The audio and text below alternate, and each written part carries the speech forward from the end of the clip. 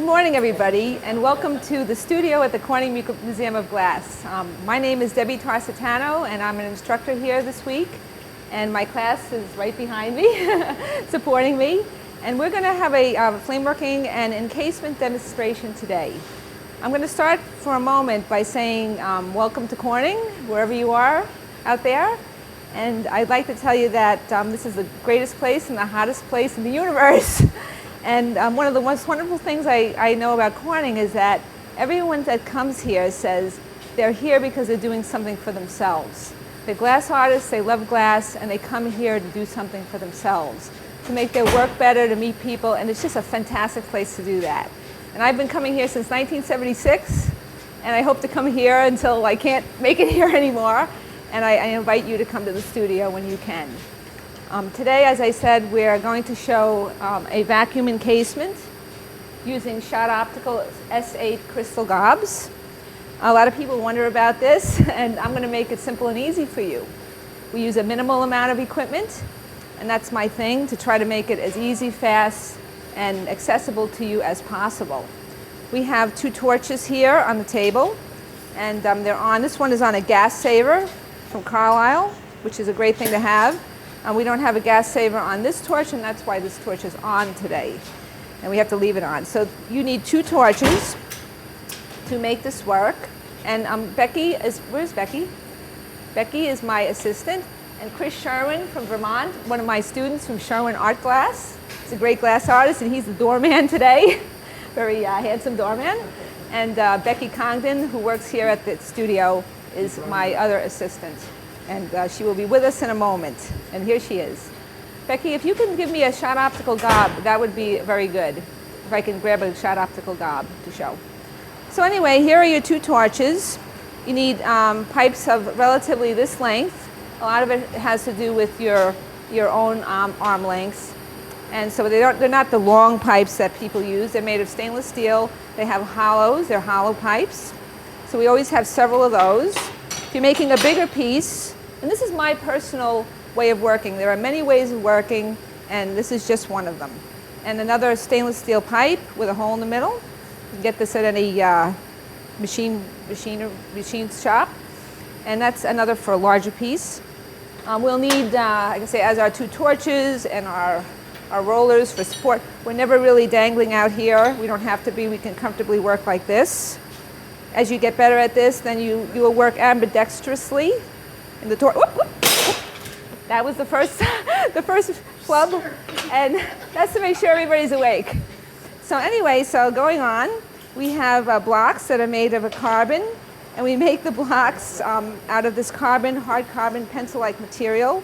Your glass doesn't stick to it, and it makes it nice and round and shiny, and there's not a lot of kind of picking and pulling things off of this because it's very clean. And these my father did make. We bought the carbon and we made them. But I'm sure there's many blocks available. Here we have vacuum plates. That's very important. They're made out of stainless steel. You can get them at any machine shop can make them. They have holes in them because we're going to be pulling a vacuum and we need some place for the air to go. That's what this is about. This is a vacuum plate. It has a hole in it. It's just a piece of stainless steel. It doesn't matter if it's clean or not. This is stainless steel. It always matters if this is clean. I have two sides. I have a flat side, which is very good, and a side if I want to use some frit. So I made a double-sided, which was a very good idea. Two for the price of one. And I make these in different sizes depending upon the size of my design. But today we're working with shot optical S8 150s, which is 150 grams. We always talk about grams when we're talking about glass, paperweights, and sculptures.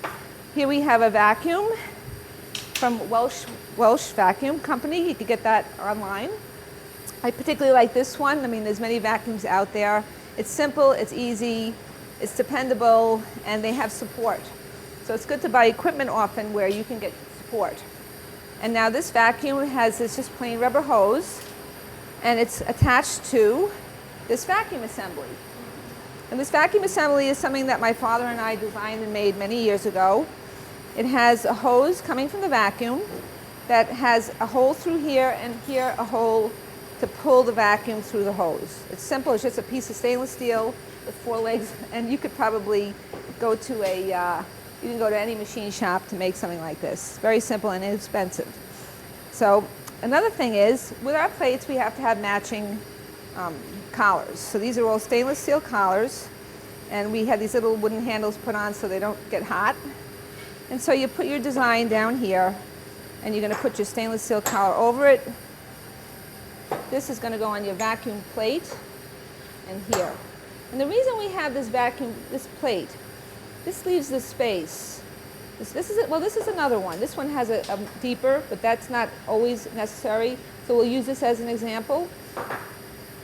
So we have this vacuum plate, this, and then our collar that goes over it.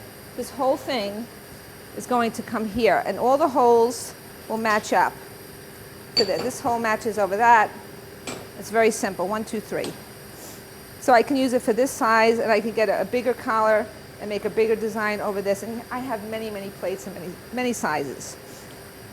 I have already pre-placed my design in the kiln here. It's there.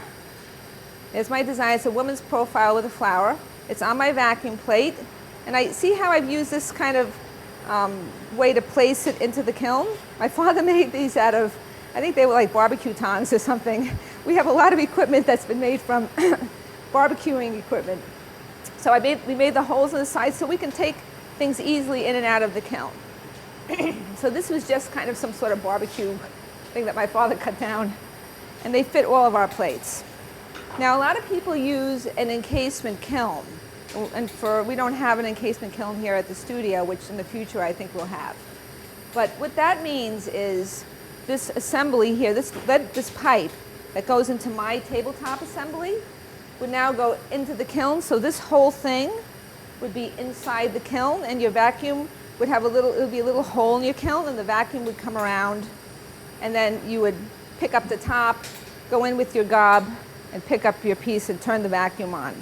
So you can make a vacuum kiln. It's very simple. It's basically a kiln like this with a little hole with metal, because you don't want the rubber to be too close to the kiln. So you can make that, or if you don't want to make that, you can have something like this, and you're taking out, the setup is heating up around 950 to 1,000 degrees in this kiln, and we're just going to transfer it and pick it up. So, okay, let's get the party started. And I need Becky, my able-bodied assistant. So what we're going to do, and oh wait, one more thing. Shot Optical, the greatest glass in the world for making encasements. I mean, it was developed many, many years ago by a series of artists. This is particularly S8 that was developed by a series of artists, including my father and myself. As each artist, there's so many, I don't want to mention everybody, that have, told Shot what we needed, and over the years, S8 has been the product that they made that everybody has used. There's been many variations of this particular pure optically water white, non-lead glass. And this is what we have in the kiln. It's a 150. We're going to use 2 of these, which will make a 300-gram piece. These go up to over 1,000 grams, depending on how ambitious you feel to do this. So what we're going to be doing is picking this up. We're going to be cleaning it off. We're going to be picking up the design, and we're going to see where it goes from there. It could be anything from a paperweight to something else. So okay, we're going to start. So we start by getting a pipe. We're going to pick up our first scarf. So just get a pipe. And now we want to keep all the glasses the same. When you're working with S8, but I want to tell you something that's very important. You don't have to always use S8. I would like to encourage people to begin to use their furnace glasses. And if you have a furnace and you make things, or even the furnace glass here, begin to try to make some gobs out of furnace glass and use that. I don't see any reason why you can't begin to try to alter your designs and make new things. I mean, there are more than just, flowers and such.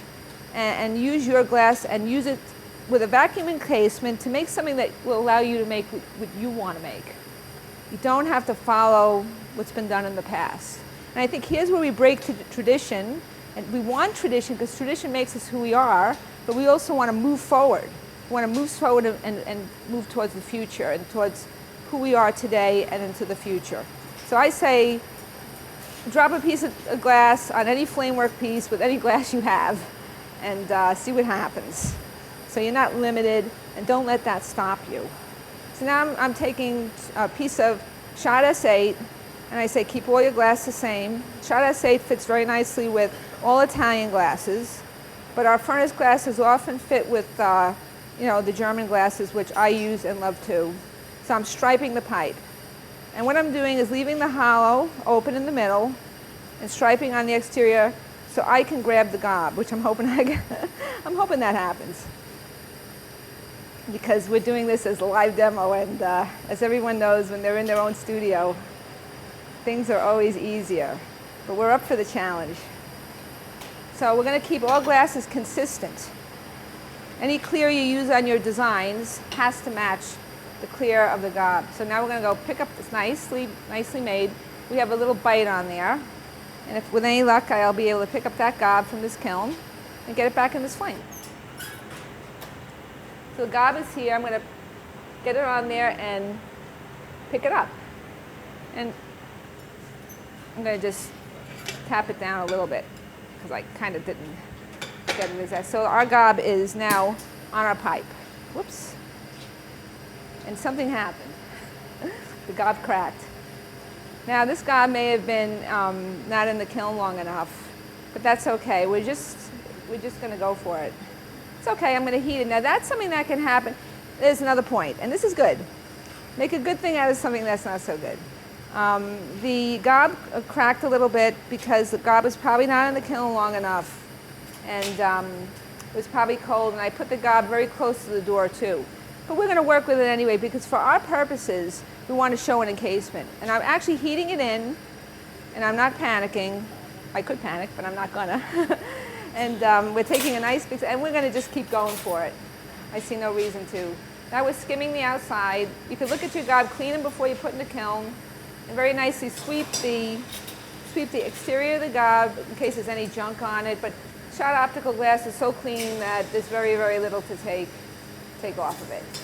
And as I say, I'm not going to worry about the fact that that cracked. It's a good lesson because it means you need to leave those gobs in there at least 3 hours to heat up at the temperature around 1010 or 1030 would maybe 30 or 40 may be better. Okay, so now we're going to clean the face, and that little crack has miraculously disappeared because the glass gods are with us today. They're making it happen. So whatever happens, just keep on moving it forward. If it's really so bad that you can't, just start again.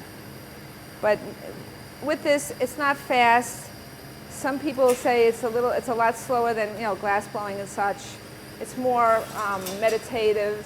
Use it to relax and feel good, and just get into it and let the glass take you where it's going to go. The glass is going to dictate to you anyway, no matter what you do, and you dance with it as best you can. Okay, so we're going to get this collar here, please, Chris. I'll put it right. Oh, actually, let's put it here so everyone can see. What I want to do is, oh no, excuse me, Chris. Let's put that back. Put that there. There you go. Yes. Okay, so what we're going to do is we're going to test the size of the gob. This is something you can do. I forgot I moved it over there to make it closer for us. And so we're going to go down in here and kind of square off the gob. I smell a little gas from somewhere. Somebody's torch, maybe check a torch. So now I want to maintain a flat surface in the front. We don't want a wobbly thing going on. So my father and I, Debbie Tarsitano, we started together and we worked for almost 20 years together before he passed on. We realized very quickly that we had to keep the gob at flat in the front and maintain the size. So when you go in the collar, it's not flubbing around in there. So I use a pre-collar. So that when I go over there, I'm going to be okay. Now I'm going to give this to Becky while I get my setup there. But Becky, I want you to just keep this just warm. Don't make it moving. And so, and keep the back, don't forget to keep the back hot. You always want to maintain the heat on the back of the pipes. Okay, now we are going to take this off because this was just our example little thing. And we are going to take the glass. Thank you, Chris. Thank you, Chris. We're going to take the glass out of the kiln and put it here. The only thing about not picking up in the kiln is you have to move the piece, which you have to be very careful about. But And then you have this setup kiln with the vacuum in it, so you get a good grip, and we just are going to bring it here. So it wasn't, you know, not that we couldn't do that. So it's there, and now we're going to put this over. This is really hot. We don't want that one, I want this one. So I'm putting it over my design. Now, what I normally would do in my studio, and we don't have that here right now, is I have a heat-up torch, like a Carlisle just heat-up torch, and I would kind of, you know, heat it up a little bit. That also can burn off anything that may be on the setup, so very gently I would heat it up. So I'm going to move relatively quickly here to, whoops, got it? I got it. Back here, and we're going to heat it up. And now we don't want to push that one of the things that happens that's very unhappy is that the pipe goes into the piece. So you want to really just keep that front. You don't want the pipe to get embedded in there, because then you're going to be pulling and pushing and pulling. And now we're going to just check the size. And if you're just starting out doing this, you know, it's a good thing to do, because you want to not come over here and then find out, well, that's not fitting right. So we have a preset. So now what I'm going to do is I'm going to check the face, make sure there isn't any little junky things on there that may have been picked up. But if you work very clean and your seals are clean, you clean your seals really well every day, your plates, then you'll find that you won't have anything really on there. It's only when you have a lot of dirt, then you get all the sediment and stuff on the gob, and then you go to try to pick up something, that's where all your dirt comes from. Okay, I'm going to go over there and I'm going to press the magic button, the vacuum, the thing that everybody wonders about.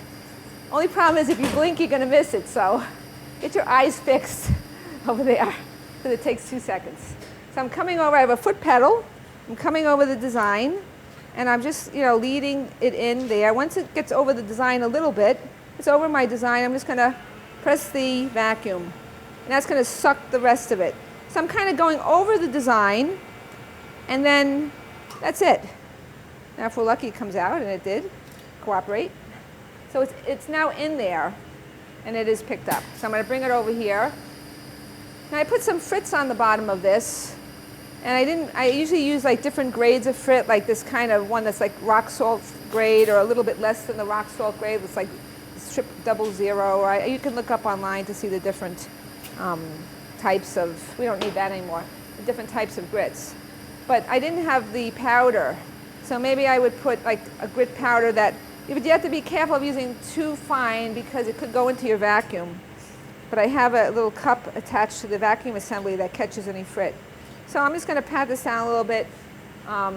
Okay, well there's a little bit, I didn't pick up enough grit. So then some people may pour some grit on it, but I put some on a plate. I just can go over it and kind of add grit in without crushing my design, just very carefully. So now we're here, I'm going to be here. Another thing that I do at home is I have that, it's right there, Chris, in that bucket. If you want to get that to show them, there's a torch in there, in the bucket. And you can show them that. Come over here and we'll say, Chris has this little heating in torch that I would normally use to heat in the back. We're just showing it, we don't have it hooked up. So if you have any holes or things didn't pick up right, you can add frit very carefully without spreading out your design. Some people hold it up this way and they can put it in and then take their torch and heat it in. You can do that so you can hold something this way. I've done that too. There are many, many ways to get to the same place. So we just like keep on kind of getting our little grit. But you could do this very, very relatively quickly. Okay, Becky, go for the second pipe. Becky is going to go for the pipe that we are going to pick up the second gob with. Yeah, I would use this one. The short ones are better. Okay, so what else? Let's see.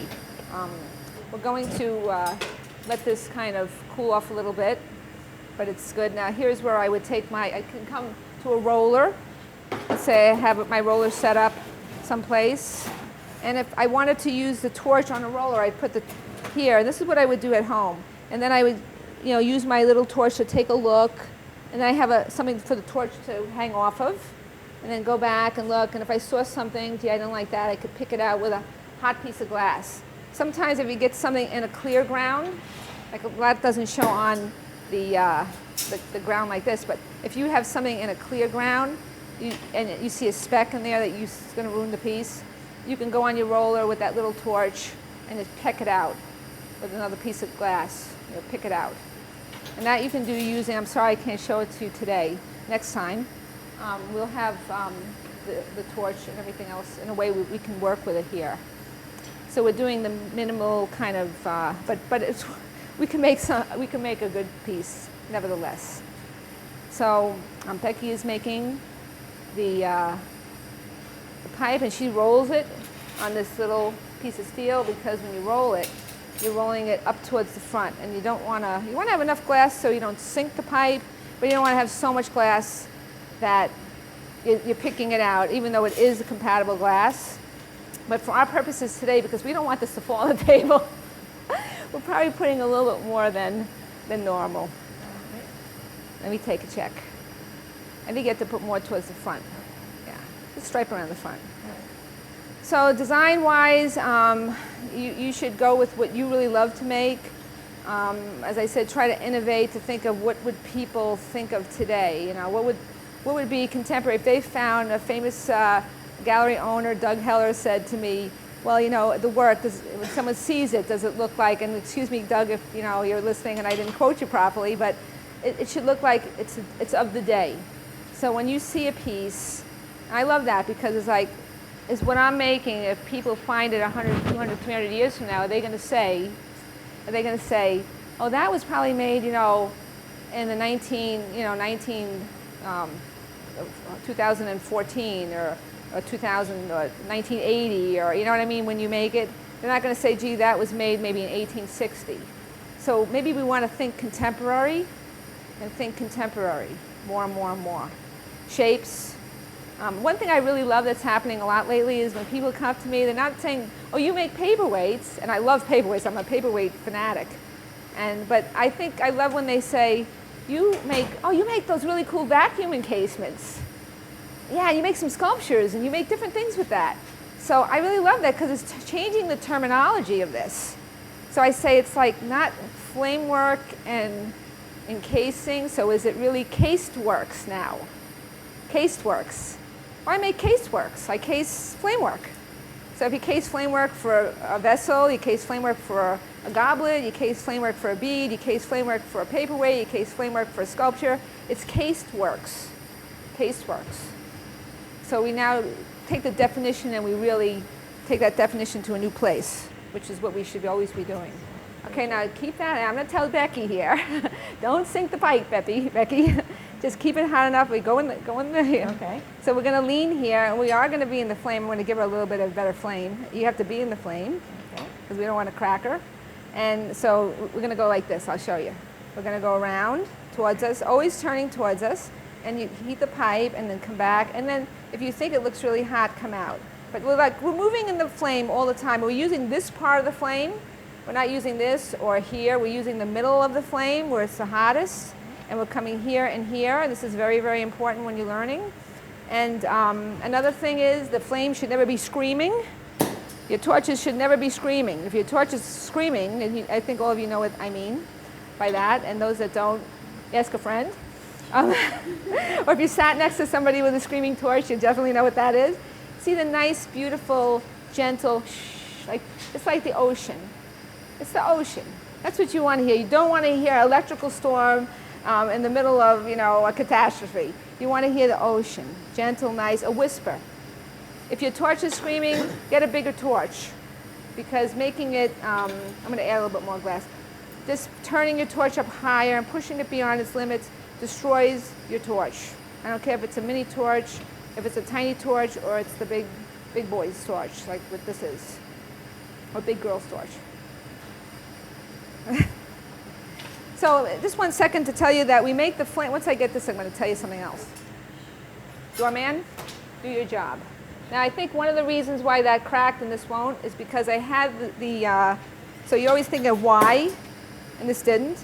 Why is because I put the gobs in this particular kiln, which I'm unfamiliar with, very close to the door. So I think, you know, that door, if it's not as tight as it could be, which I'm sure it's the best it can be for that kiln, and you put your pieces right close to the door, You may get a little bit of air in there. It may be hotter within the kiln. So now we realize why that happened. So we're going to push our pieces in the future a little further back. So Becky is doing her best there, and if it gets hot, pull her out, because we don't want the shape in that. Not to give you any more pressure than you already have, but I will anyway. So we're going to just skim this one up. And the bottom gob is not as important because, especially when you have a ground, you're not going to really see it. And a lot of things that, unless they're really white and chalky, many of the things that you see are not going to be there when it's cold. I probably spent thousands of hours picking off things that no one would see anyway. I had a tough boss. Myself. So anyway, so we're now cleaning the front like we did when we picked up the piece, so you're seeing it again, which is good. Skimming, but don't take too much glass off. You're just skimming. You're skimming. And if your piece is clean, you don't really have to do as much. So I took very little off. Maybe I took 10 grams off of this thing. So now we're going to heat this really well. Now, a nice flame. You notice that it has a green fluorescence in it. That's the S8. It's chemicals that we don't want to know about. But I'm sure that the good people at Shot Optical have made it okay for us, because I'm still sanding after almost 40 years. So, and we have to thank Shot Optical, all the artists that work with this. Without them, we couldn't have made our work. I mean, let's face it, they were wonderful and cooperative. And also, the studio here, Corning, everybody, the technicians here, and the people that work here are first rate. This is a first rate studio. With people that you make so many friends. It's just the greatest place. And anything you want to make, you can make here. They make it possible. So that's the best part. There's never no. There's always, how can we do that? How can we do that for you? Let's see. I ask a lot. So, okay, Becky, that's hot enough. You sure? Good. Okay, now we're going to just see how I can do this alone. And you can have an electric roller on where Becky is, but of course we'd rather have Becky. But after my dad passed away, I used an electric roller, where he said, I made all my work alone for the last almost 21 years, actually. It is 21 years. So I put the two halves together very gently. Now we have our sandwich. We're encased. We're home. Once that happens, anyone that encases anything is like, oh, thank God. Thank God that's done. And now we can just relax and play with this piece and make it into anything we want. Anything we want. It could be anything. It could be a form. It could be a figure. It could be an element in a vessel. It could be an element in a glass sculpture. It can be a gigantic bead, the biggest bead that's ever been made. It could be a marble. It could be. It's now graduated from high school. It's out to college to decide what it wants to be in life. And that's the wonderful part about this. Now I'm just taking off that, it's a little cold. I'm just going to take off that glass on the bottom, but because we use the same compatible glass, I mean, even if you left it by accident, this is going to be the bottom of the piece, even if you left it by accident, nothing bad would happen. Of course. Just so everybody knows, today is the scientific lecture at 12:30 in the lecture room. Lunch is at the same time, so the drinks will be available in the lunchroom around 12. So happy butterfly and that, and the kitchen tour is still on for this evening. I'll keep you posted with the changes. Great.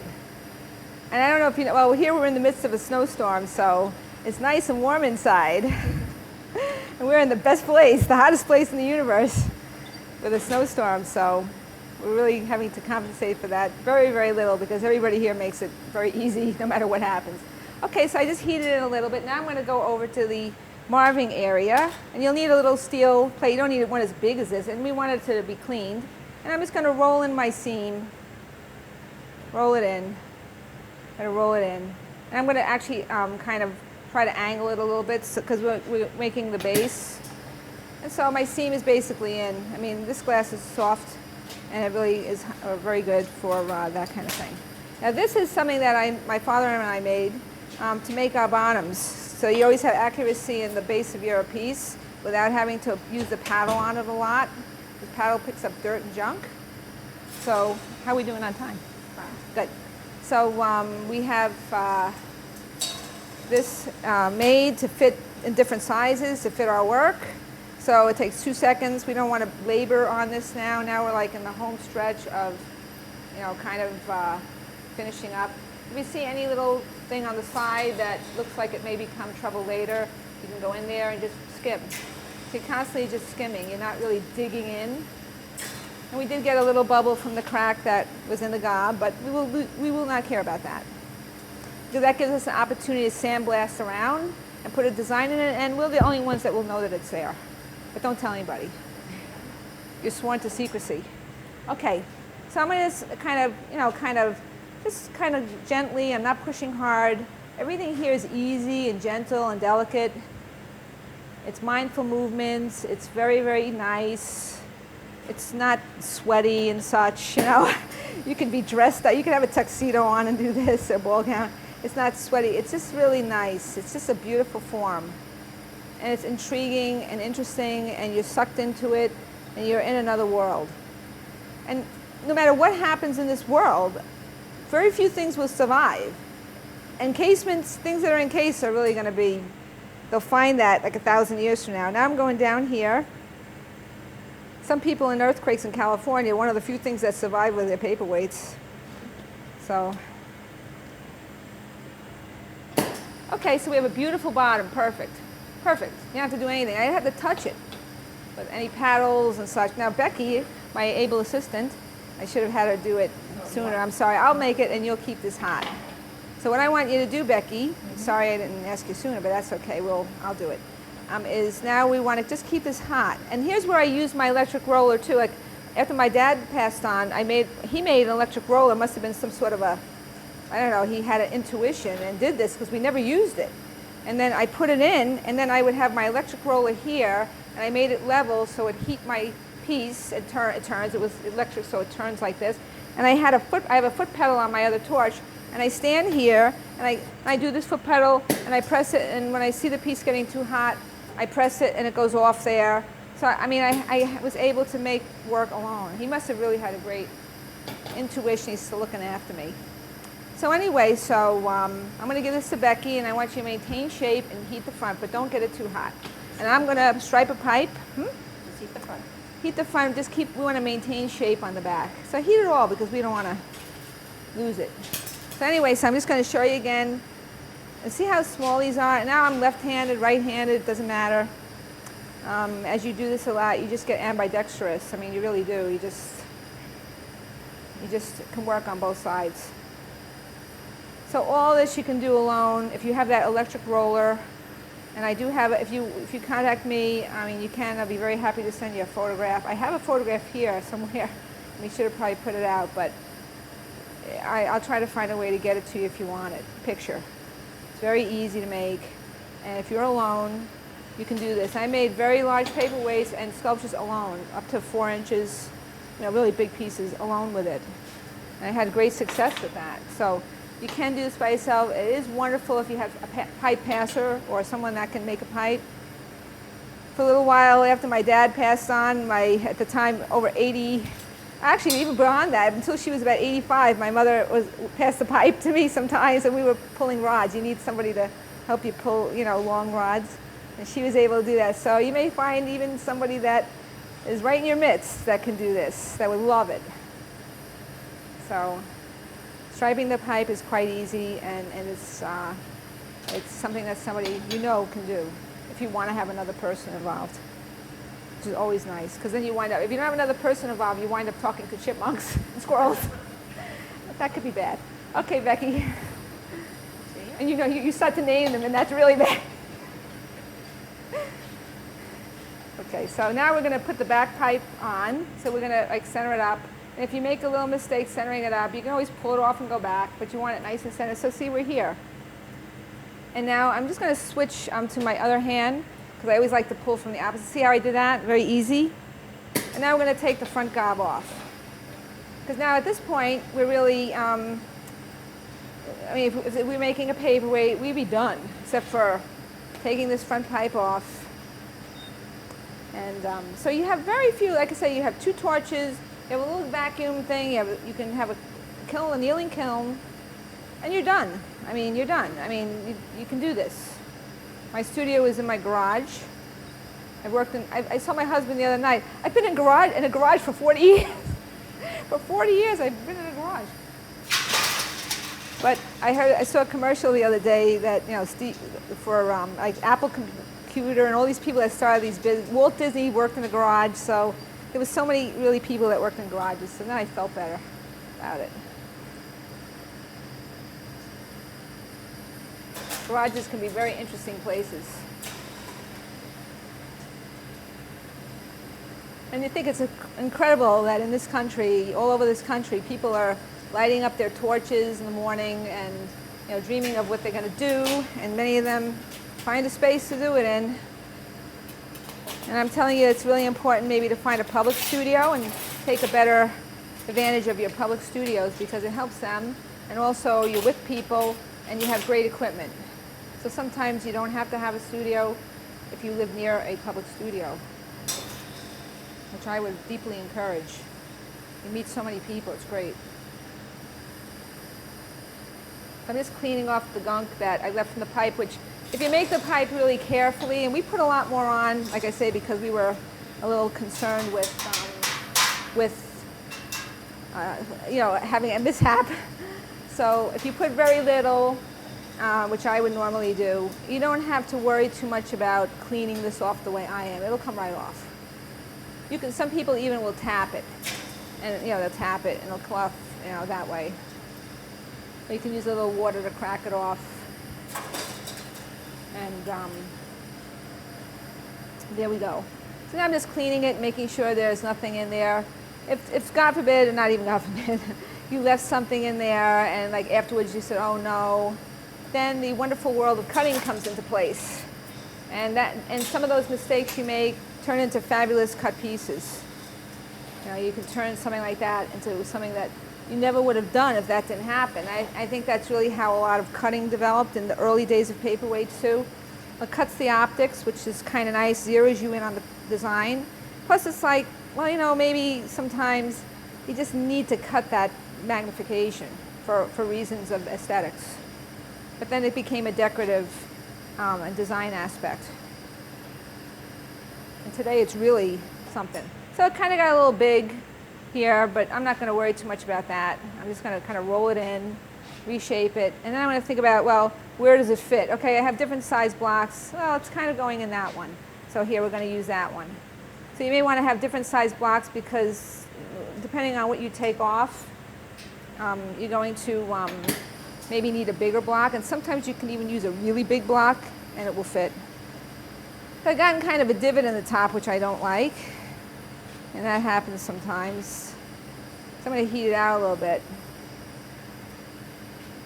I really heat it quickly. This torch is presently being run on natural gas, and that one's being run on propane. So I think your gas is whatever you can use. And the torches are on 5 pounds of the either propane or natural gas and 10 pounds of oxygen. You have to have it on that. You can't have carbon coming out of your torch. It'll just blacken your glass and make your life very unhappy. So you need to take care of your equipment. You need to check your hoses and your connections always. You need to have really professional regulators. So we're back in here. And I prefer Dawn dishwashing liquid to check for leaks. Okay, I'm going to go this way too. And I can go that way. So now I have a like really fully formed paperweight. But wait, do we want that? Now here comes the scary part. I don't want that. No, I don't want that for me. I mean, I'm trying to think of like what I can do to change things and kind of bring it in a different direction. So I'm saying now I can do whatever I want. I could finish, and this would be finished. I'd be done. My really nice little profile in there. Let me put it the right way so you can see it. A profile with a flower in her hair, a gal with a flower in her hair. And so I have that, and that could be it. And then we cut it off, put it in there, and put it there. But we're not going to do that. And Becky's going to make another pipe. Let's see if we can find let's try this one. Okay, and now we're going to do something else. And this may not, I don't know if it's going to come out, but you know, this is where we go with it. We're going to reorient the pipe. And I think when I decide to try sculpturalize encasement, so we're sculpturalize encasement now. A lot of people use cutting to do that. But then I tried to think of how could I do it without cutting it, you know? And then how could I do it where I, Is this too long, Pat?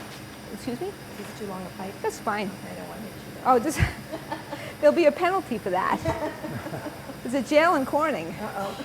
you know. Debbie's not even doing Okay, so now I'm going to do something that, I'm going to move this here, get out of your way. I'm just going to flatten the front. I don't know why, I'm going to do that to try to cut the magnification, spread it out. Now this can be a plaque now. You know, if you wanted to leave it at this, and you have a flat-fronted piece that they call a plaque, derivative of the famous Russian plaques. You could cut that top, you can engrave it, you can do anything you want. You can leave it alone, you can fire polish it and leave it. So now we have we've cut the magnification on this. So we've cut our magnification. But we don't want to squish it too much because what happens is you're going to blur out what you have in there. So you can't really do that. But I want to kind of widen it a little bit. Let's see where this goes. So I wanted to sculpturalize my work. I wanted to give it, you know, have this shape and gesture mean something. I'm a bird lover, so I began to make, is that hot? No. Began to make some birds because I like birds. I mean, I've always raised birds and had birds, and I'm a bird person. So I decided to try to make gestured birds, not like, you know, realistic bird, but the gesture. I'm a big fan of the Picasso work that says you take everything out that you don't need. So he makes a very elaborate painting, and then he paints out what he doesn't need. That leaves you what the essence of your idea is. That's the whole concept behind Picasso. So that's what I tried to, I'm not Picasso, but I tried to think of that, like if I made something and just try to think about what would I need to make you think it was that, yet there's so little there, but your mind goes there. So you start to think about design concepts. And how can we make this into sculpture? And how can we take it from paperweights to sculptural glass? And many of my fellow contemporary artists who I have a great admiration for, many of them have all made sculptures. And so unfortunately I haven't seen a lot of them. But some of them are really, really incredibly good. All of them are good, but some of them are just like out of this world. And so we think about sculpture, but that's like kind of the new thing for this type of work. It's not what we're used to, and that sometimes makes people feel a little uncomfortable. But the comfort zone is never the best place to be, even though you can really relax there. Your blood pressure is nice and low. So we're stepping out of the comfort zone into the unknown area. Is this all right? That looks perfect. Thank you. Okay, so now I'm going to look at the orientation of this woman's profile. She's a young lady, and maybe her first flower is there, and she's put in her hair because her boyfriend just gave it to her. She's going to show everybody that she has something beautiful.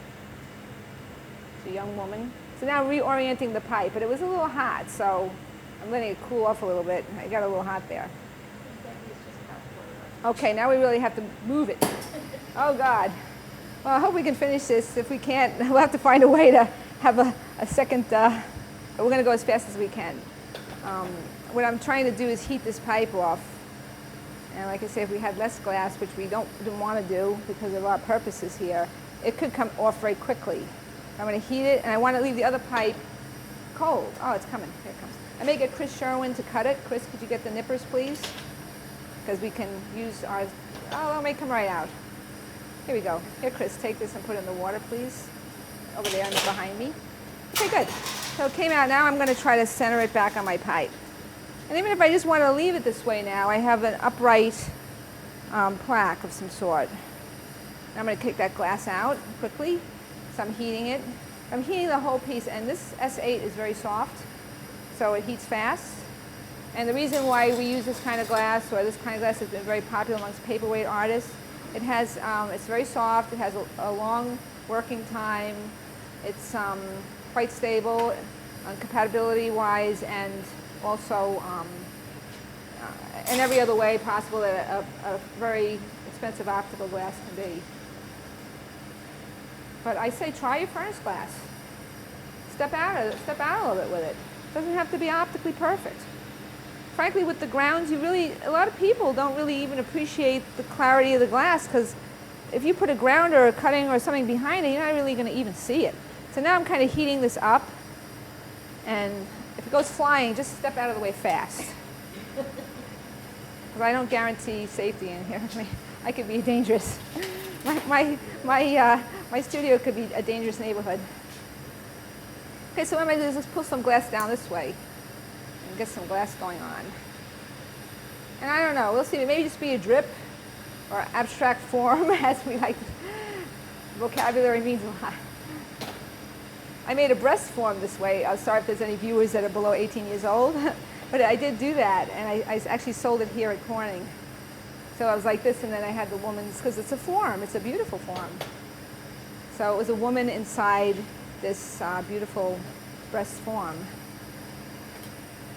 And the lady that bought it didn't really know that that's what it was until I told her. She said, oh my God, I didn't know that. That makes it even more interesting to me. Okay, so I'm gonna, oh, I gotta hurry a little bit, so, okay, yeah, we're good. Okay.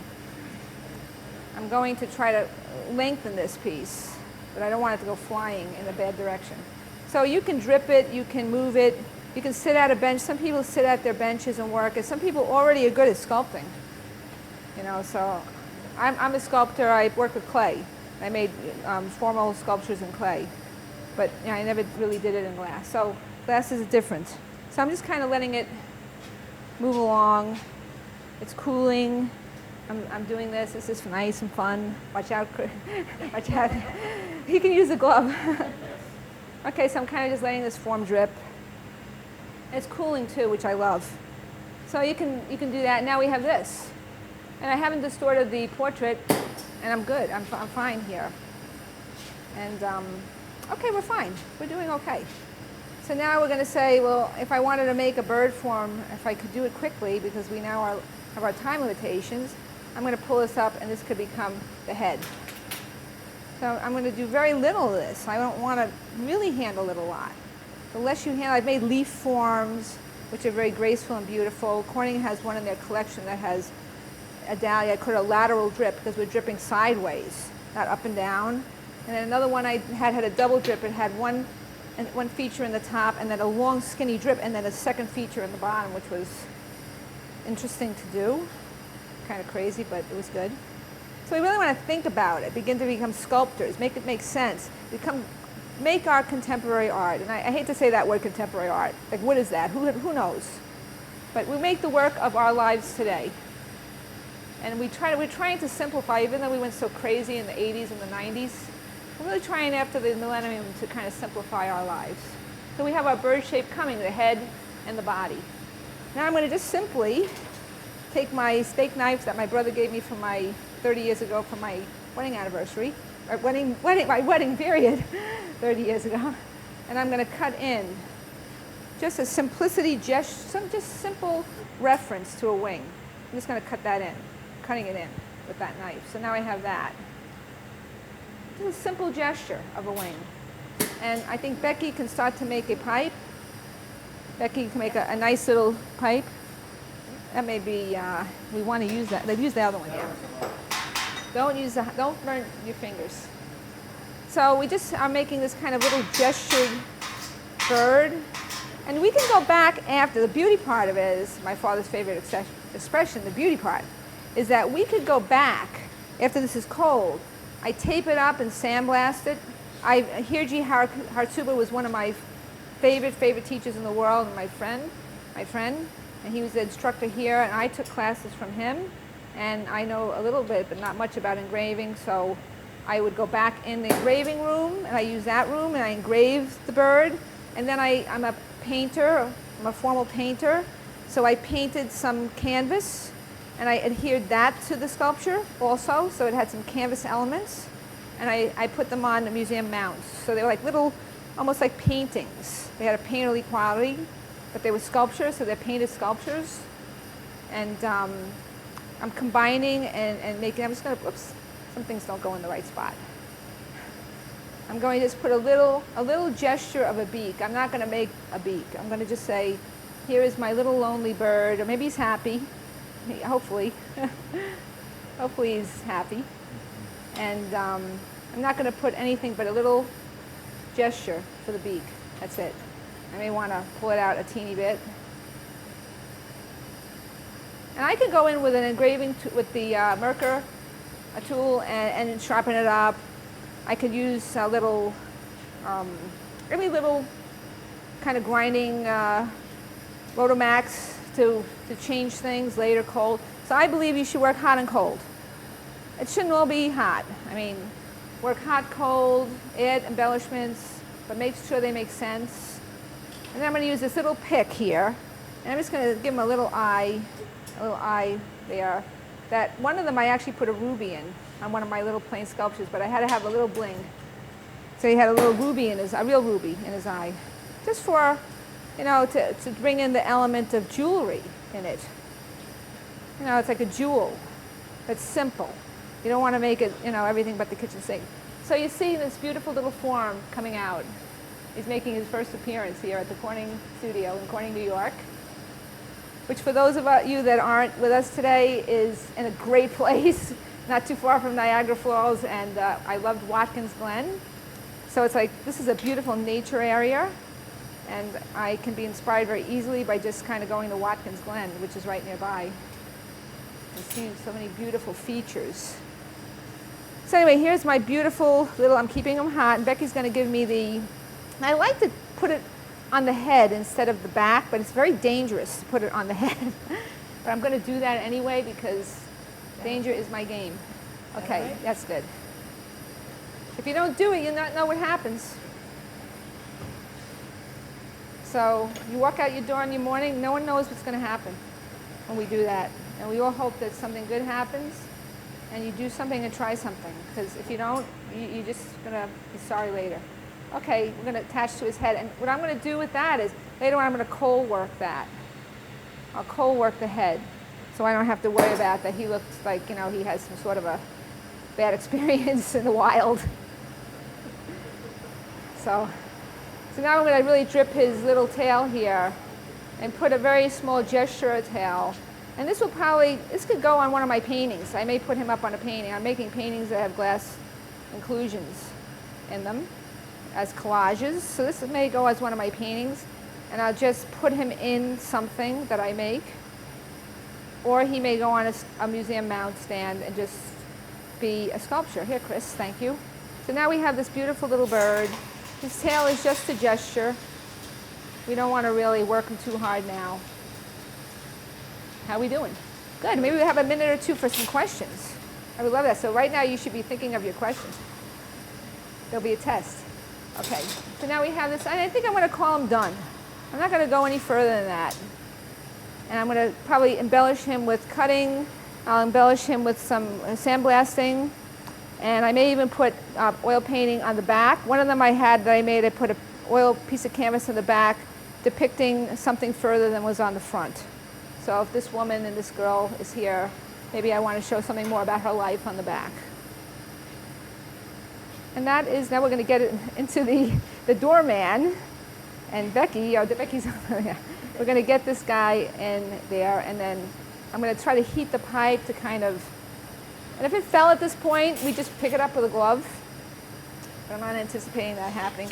And I have these small tools, like these little shears and such that I bought at the gas conference. And I may actually just see if I can, without having it fall, which may happen, and we'll just, you know, take it from there. I'm just going to jack it a little bit. Oh, that's good. Just enough that we can, then I'll be able to grind that off. Okay, now I'm going to get ready, Chris. And we have here is a, okay, we're good. We have to take it here. We have a glove. I like to use a glove because it doesn't leave any marks on there. So I let it cool off a little bit. And then I give some water here. So I have just a glove there. And I'm just going to put her down and just a little water. Take it off. There you go, Chris. Oh, we could have put it there. And then, whoops, got it?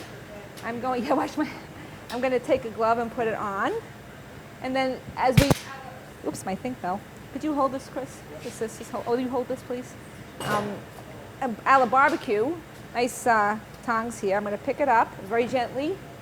And then I'm going to place it in the kiln. And it will be annealed for probably 24 hours. Okay. Now we have our annealing curve for this particular glass. Okay, thank you. Thanks, Chris. Thank you so much. We have an annealing curve for this particular glass, which was given to me by Schott, you know, many years ago, and I've embellished on it a little bit.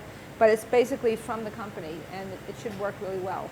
So if anybody needs that, they can contact me. Do we have any questions? Yes?